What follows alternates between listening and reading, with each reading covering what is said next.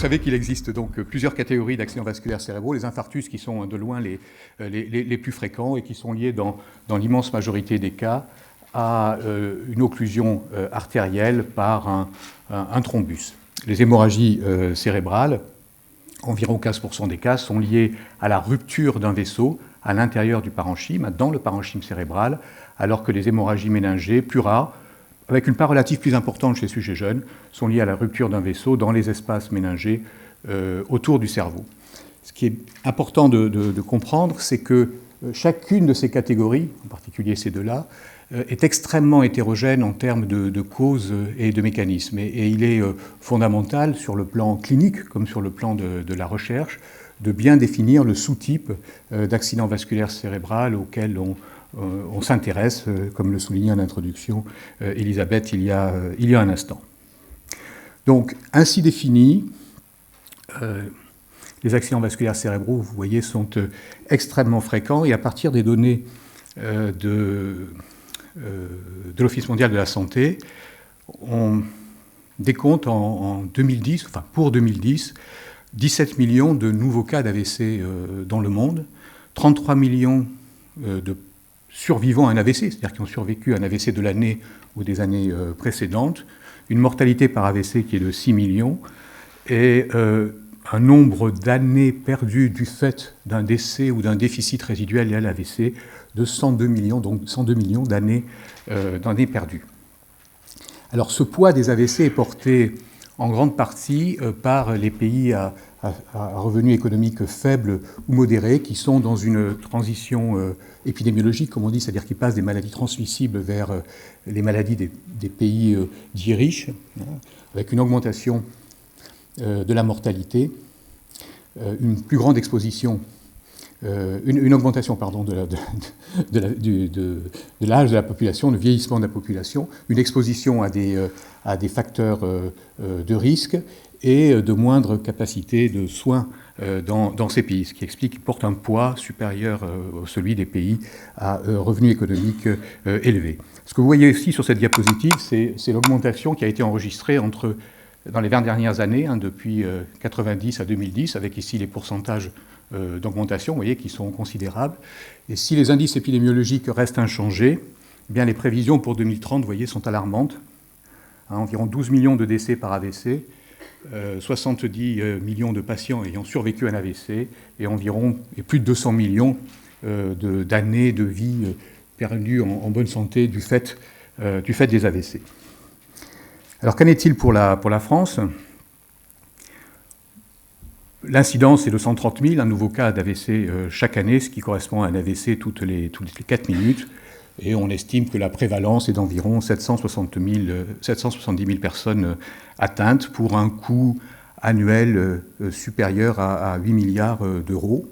C'est la première cause de mortalité chez la femme et la troisième chez l'homme. C'est une cause très fréquente de handicap physique, puisqu'on estime que parmi les survivants, environ 60% gardent des séquelles plus ou moins importantes. Et enfin, c'est la deuxième cause de démence, on reviendra sur cette définition. Et vous voyez que je suis totalement en accord avec ce qu'a dit Elisabeth en introduction. Il faut bien comprendre aussi que l'AVC n'est qu'une partie de la pathologie cérébrovasculaire. C'est la partie émergée de ce vaste iceberg qui se traduit par l'accident brutal, cliniquement parlant, l'hémiplégie, l'aphasie. Mais on sait que cette pathologie vasculaire cérébrale comporte aussi des lésions dites silencieuses, ce sont des infarctus asymptomatiques, des petits infarctus asymptomatiques, des petites hémorragies, ou bien des lésions progressives cérébrales, comme les lésions progressives de la substance blanche, qui sont responsables par leur accumulation de différents autres troubles qui sont des troubles d'installation insidieuse, comme une démence, enfin des troubles cognitifs pouvant aller jusqu'à la démence, qui est souvent associée à une maladie d'Alzheimer, des troubles de la marche, des chutes, une dépression, et globalement une perte d'autonomie du sujet âgé. Alors, les études épidémiologiques ont aussi montré qu'il existait des facteurs de risque des accidents vasculaires cérébraux, et en particulier des facteurs de risque modifiables que j'ai cités ici. Les facteurs de risque génétiques seront abordés dans d'autres exposés. Parmi ces facteurs de risque, le plus important est de loin l'hypertension artérielle, parce que elle va favoriser toutes les variétés d'AVC et pratiquement un grand nombre des causes qui sont responsables d'accidents vasculaires cérébraux. Et ce qu'on sait depuis longtemps, et cette courbe le montre bien, pourtant c'est un vieux travail qui a été très très important à son temps, montre la relation linéaire, log linéaire entre la pression artérielle, ici c'est la diastolique, et le risque d'AVC. Et vous voyez que pour des modifications de pression artérielle de 5 mm de mercure, vers le haut ou vers le bas, on obtient des modifications de 34% de l'incidence. Si on passe à 10 mm de mercure, de 56% de l'incidence, on verra que tout ceci a des implications importantes. Donc je ne vais pas détailler ces facteurs de risque que vous connaissez, hein, hypertension, diabète, les modifications, enfin les styles de vie inadaptés, disons, ou bien des causes directement. Voilà, je suis parti trop vite. Et ces facteurs de risque sont, en fait, favorisent la survenue de maladies artérielles ou cardiaques qui vont être elles-mêmes responsables des AVC, c'est-à-dire les causes des AVC, c'est ce qui reste directement responsable d'un AVC chez un individu donné. Alors, ces causes, je vous le disais, sont extrêmement nombreuses. Les voici pour les infarctus cérébraux, mais il y en a 3 qui dominent largement pour les infarctus cérébraux, ce sont l'athérosclérose, l'artériolosclérose et les cardiopathies emboligènes. Je vais passer vite sur l'athérosclérose, qui est une maladie des grosses artères, ou des artères de moyen calibre, vous voyez, qui ont des sièges de prédilection sur l'arbre artériel, ici en jaune, et qui aboutissent à la formation d'une plaque, qui est ici sur une coupe, avec un cœur lipidique et une chape fibreuse qui sépare le cœur lipidique de cette lumière. En fait, cette plaque n'aurait pas beaucoup de conséquences, sauf lorsque, bien sûr, sa croissance aboutit à une réduction importante de la lumière artérielle, mais en fait la plupart des complications viennent de l'instabilité de la plaque qui va par l'intermédiaire soit d'une érosion de l'endothélium, soit d'une rupture de la chape fibreuse, mettre en contact les éléments du sang avec les éléments sous-endothéliaux ou du cœur lipidique et favoriser une thrombose que vous voyez ici. Ici, c'était un hématome sous plaque qui a été responsable de cette rupture de plaque. Un thrombus intraluminal qui va se déliter, aller occlure une artère distale ou bien aboutir à l'occlusion complète de l'artère. C'est le mécanisme classique des infarctus cérébraux liés à l'athérosclérose. Jean-Baptiste Michel nous en dira beaucoup plus sur sa formation tout à l'heure. La deuxième cause en fréquence, la deuxième artériopathie, est l'artériolosclérose ou l'hypoléninose, qui atteint les artères de plus petit calibre, de 50 à 150 mu de diamètre. Vous voyez qui sont ces artères ici, en particulier les artères perforantes de la base du cerveau. Et vous voyez ce qu'est une hypohyalinose, c'est-à-dire une disparition des cellules musculaires lisses qui est remplacée par un matériel fibrohyalin ici, qui va épaissir la paroi, réduire la lumière artérielle. L'artère peut être déformée, vous voyez la déformation de l'artère avec de nombreux coudes que l'on voit sur cette coupe. Elle peut être le siège d'une nécrose fibrinoïde qui peut aboutir à la rupture de l'artère. Et elle peut parfois prendre l'aspect d'un micro-athérome comme ici. Et donc cette maladie est responsable de petits infarctus cérébraux, mais peut être aussi responsable d'hémorragie cérébrale, comme on le verra tout à l'heure.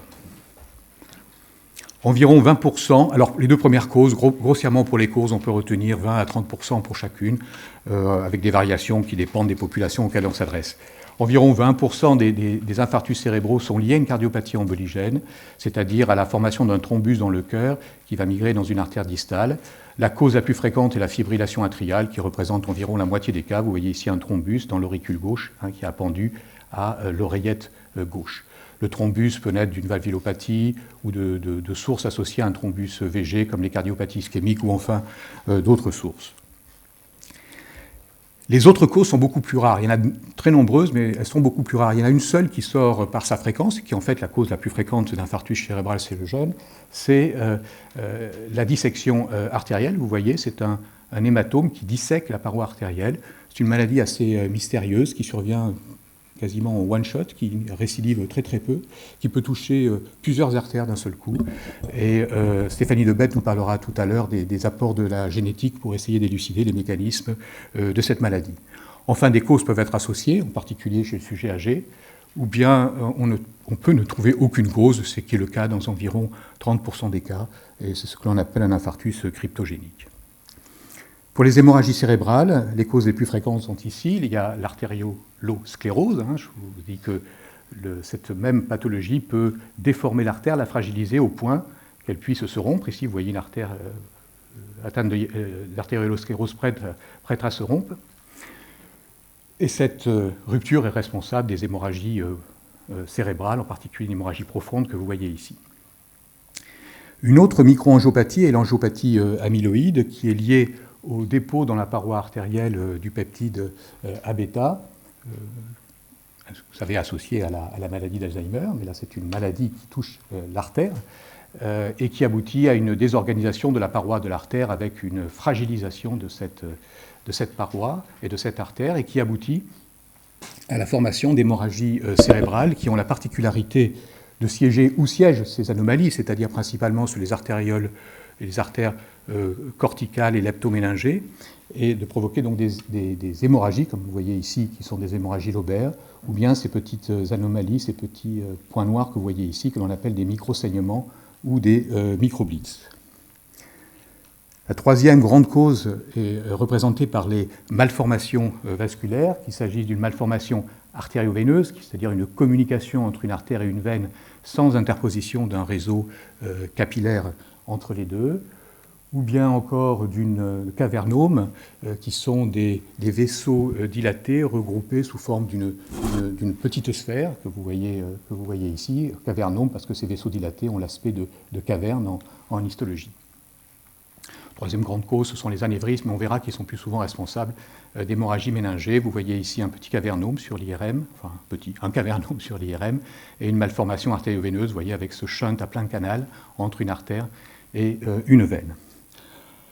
Enfin, la quatrième grande cause est représentée par des troubles de la coagulation, mais qui sont aujourd'hui essentiellement des troubles de la coagulation induits par les médicaments que l'on utilise pour fluidifier le sang, que ce soit des anticoagulants ou des antiplaquettaires. On en parlera aussi au cours de cette journée.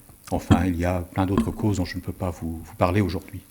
Quant aux hémorragies méningées, la principale cause est la rupture d'un anévrisme artériel, que vous voyez ici avec son résultat. Les autres causes sont beaucoup plus rares. Donc voilà déjà pour cette présentation générale de la pathologie. Et je voudrais maintenant aborder les moyens thérapeutiques dont l'on dispose, et en envisageant ce qu'on peut faire avant l'AVC, au moment de l'AVC ou après l'AVC. Avant l'AVC, ce qu'on appelle la prévention primaire. En définitive, ça serait l'étape la plus importante si on pouvait la faire de façon extrêmement efficace, parce que 75% des AVC sont des premiers AVC, les récidives ne représentent que 25% des cas. Donc les possibilités thérapeutiques, et on en a, c'est le dépistage et la correction des facteurs de risque artériels, et vous voyez le sujet idéal ici, qui ne fume pas, qui a un cholestérol où il faut, un glucose où il faut, qui fait du sport, qui a une pression à moins de 120, etc. Ce monsieur ou cette dame ont un risque d'accident vasculaire cérébral très faible et aussi un risque de démence très faible, enfin diminué par rapport à la population qui a des facteurs de risque élevés, puisqu'on sait que les facteurs de risque d'accidents vasculaires cérébraux sont aussi des facteurs de risque de démence. Ce qu'on sait aussi, c'est que pour celui qui a une pression artérielle élevée pour différentes raisons, on dispose de traitements extrêmement efficaces. Je vous ai mis simplement le traitement de l'hypertension artérielle, le bénéfice que l'on obtient. Et vous voyez que lorsque l'on baisse la pression artérielle diastolique de 5 mm de mercure, ou la diastolique de 5 mm de mercure, ou la systolique de 10 mm de mercure, on obtient une réduction du risque d'accident vasculaire cérébral qui est très comparable à celui qui avait été noté dans les études épidémiologiques où on observait simplement des variations de risque en fonction des niveaux de pression artérielle au début du suivi, ou sur une période prolongée. Donc vous voyez qu'on répare, je dirais, complètement le surrisque lié à l'hypertension artérielle par des traitements antihypertenseurs. Le gros problème qui existe dans ce domaine-là, c'est que la difficulté qui existe à obtenir la prise en charge des facteurs de risque chez les patients qui sont par ailleurs en bonne santé. L'hypertension artérielle, ça fait pas mal, et donc se soigner tous les jours ou comprendre que c'est important est difficile à faire admettre. Par exemple, en France, il existe 16 millions d'hypertendus, et le taux d'hypertendus connu, et le taux d'hypertendus contrôlé est simplement de 50%. Lorsqu'on s'adresse aux pays en développement économique faible ou modéré, ce taux de contrôle, c'est-à-dire inférieur à 14,9, est simplement de 10%. Et ça, c'est un peu vrai pour les différents éléments.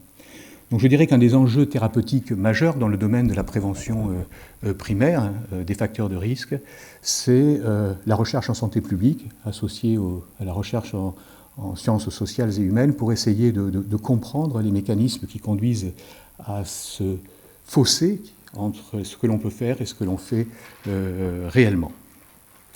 Un autre aspect, c'est que les progrès de l'imagerie ont permis de découvrir, permettent de mettre en évidence très facilement des anomalies vasculaires asymptomatiques qui peuvent, comme vous voyez ici un anévrisme, ici un cavernome, être responsables de complications hémorragiques, une petite malformation artério-veineuse, ou ici des lésions d'athérosclérose asymptomatiques, extracrâniennes ou intracrâniennes qu'on peut découvrir en ARM ou en échodoppler.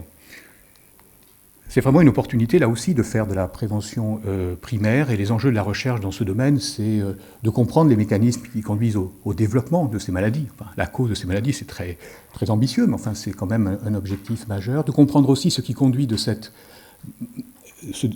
anomalie à la survenue d'un accident vasculaire cérébral, parce que très peu vont faire un accident vasculaire cérébral en définitive, des gens qui sont porteurs de ces anomalies, d'avoir des biomarqueurs et d'identifier ainsi des pistes thérapeutiques. On peut faire exactement les mêmes recommandations sur les enjeux thérapeutiques pour les anomalies parenchymateuses que l'on découvre chez les patients asymptomatiques, que l'on peut mettre en évidence dans 5% de la population pour les petits infarctus asymptomatiques et 10% de la population pour les anomalies de la substance blanche, ou bien vous voyez ces micro-hémorragies dans les régions profondes, ou ces micro-hémorragies qui évoquent fortement une angiopathie amyloïde. Donc les mêmes enjeux de la recherche que je vous signalais pour ces anomalies artérielles peuvent s'appliquer ici.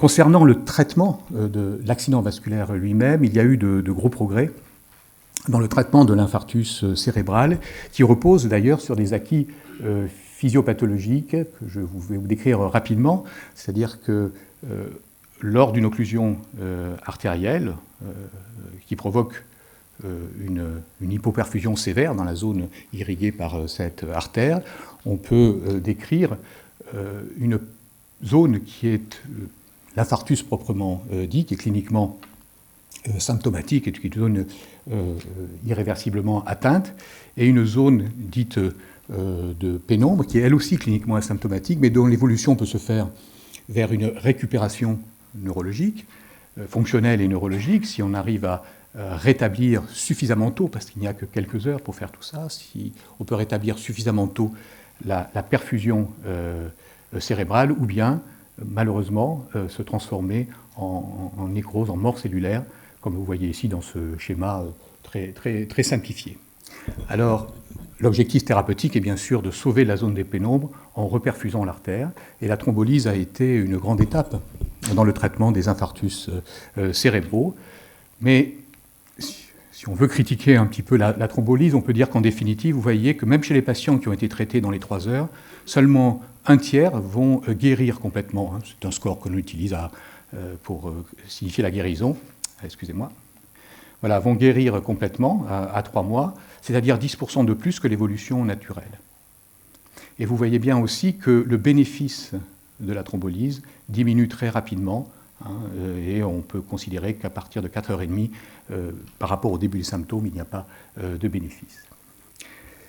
La thrombectomie a apporté un bénéfice supplémentaire, c'est un apport thérapeutique récent. Vous voyez que la thrombectomie améliore d'environ 70% la proportion de patients qui ont une récupération très satisfaisante. Donc il y a eu des progrès indiscutables et des progrès qui continuent, donc ça veut dire qu'on peut faire des choses dans le domaine du traitement des accidents vasculaires cérébraux. Les objectifs thérapeutiques aujourd'hui sont lesquels sont bien sûr d'améliorer l'organisation des soins pour que les patients arrivent encore plus tôt à l'hôpital, c'est d'avoir de meilleurs thrombolytiques ou d'avoir des traitements ajoutés aux thrombolytiques qui les rendent plus efficaces. C'est d'avoir une imagerie qui permet de prédire le tissu le plus à risque et la probabilité de récupération après les traitements. Mais je pense qu'un des éléments très importants, et plusieurs personnes en parleront, dont Denis Vivien plus tard, c'est d'essayer de reprendre à bras-le-corps le problème de la neuroprotection, car en définitive, la thrombolyse ne peut sauver que le tissu pénombral restant, et il est donc très important de conserver cette pénombre le plus longtemps possible. Le terme qui est utilisé actuellement, c'est de geler cette pénombre pour permettre à la thrombolyse d'arriver, d'avoir le plus grand bénéfice, et ça permettra aussi à plus de patients d'en profiter, bien évidemment, de la revascularisation et surtout et de la reperfusion, qui est le but final.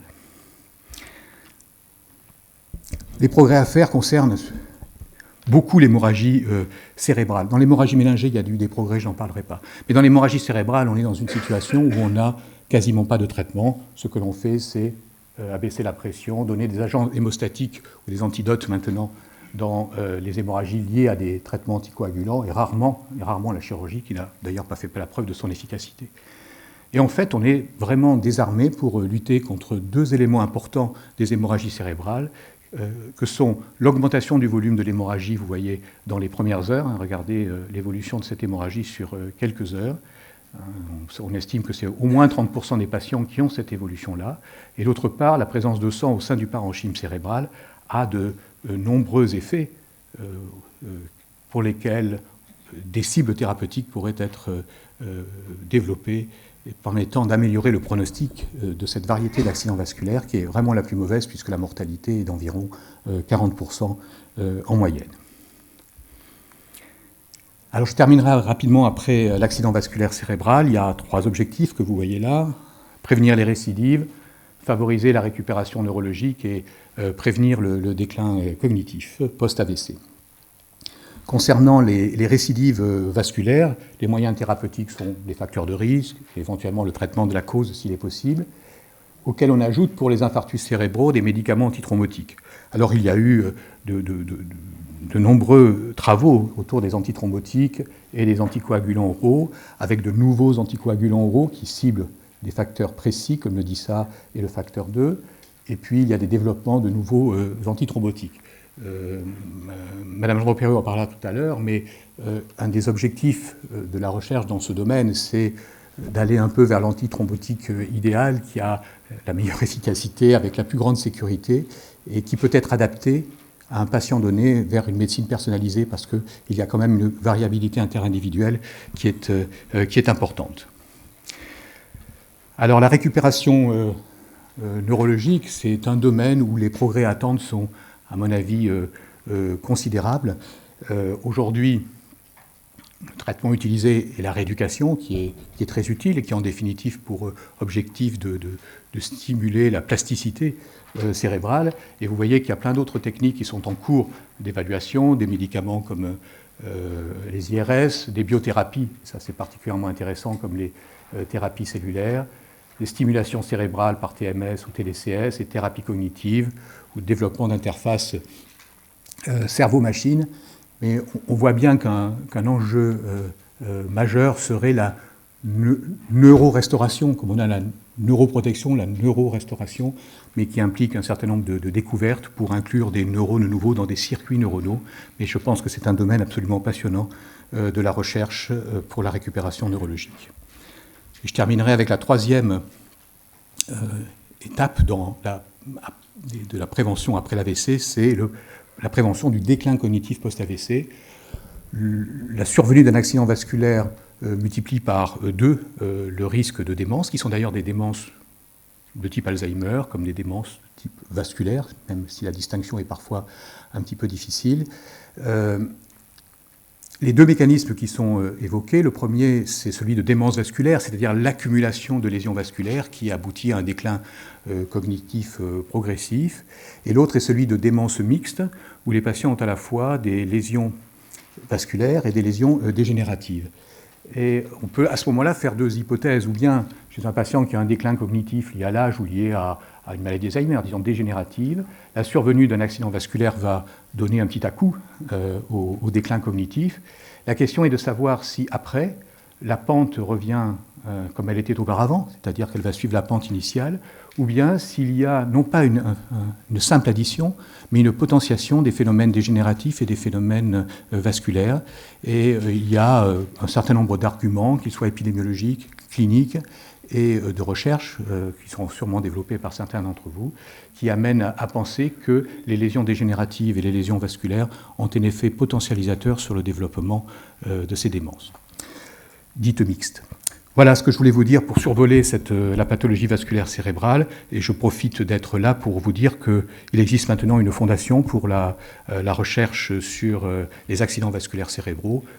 Pas mal de personnes qui sont ici font partie du comité scientifique de cette fondation. Elle a pour but d'aider modestement, mais j'espère moins que modestement plus tard, à la recherche dans cette pathologie, et un premier appel d'offres sera lancé en 2016. Voilà, je vous remercie pour votre attention.